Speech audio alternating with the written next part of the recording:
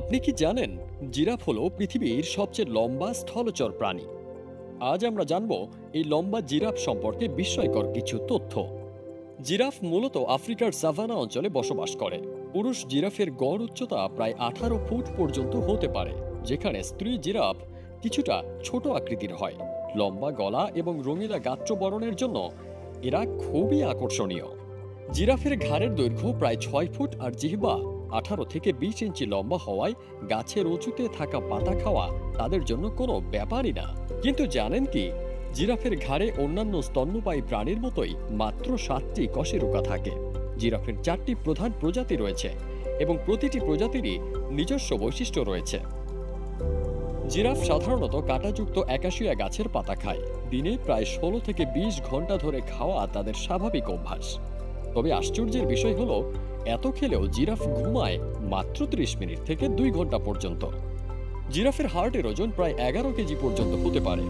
এত বড় হার্টের জোরে প্রায় 6 ফুট লম্বা পায়ের কারণে জিরাফ ঘন্টায় 35 মাইল গতিতে পৌঁছাতে পারে। অবিশ্বাস্য হলেও সত্যি, এদের পায়ের একটি লাথি সিংহের মতো শক্তিশালী শিকারীকেও মেরে ফেলতে পারে।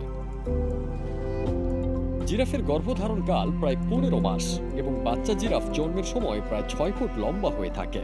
জন্মের মাত্র কয়েক ঘন্টার মধ্যেই বাচ্চা জিরাফ দাঁড়াতে ও হাঁটতে পারে। জিরাফ সাধারণত দলবদ্ধভাবে বসবাস করে, যদিও এই দলগুলো প্রায়ই পরিবর্তনশীল। মজার ব্যাপার হলো, জিরাফের এই দলকে টাওয়ার বলা হয়।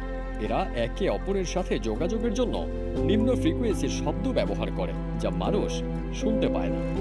কিন্তু দুর্ভাগ্যবশত জিরাফের সংখ্যা দিন দিন কমে যাচ্ছে।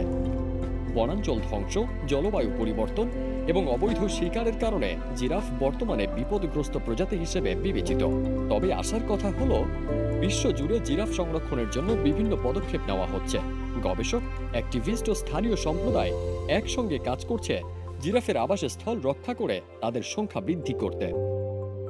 জিরাফ নিয়ে এই মজার তথ্যগুলো আপনার বন্ধুকে জানাতে ভিডিওটি শেয়ার করুন। আরও নতুন ও মজাদার তথ্য পেতে আমাদেরকে লাইক ও সাবস্ক্রাইব করে সাথেই থাকুন।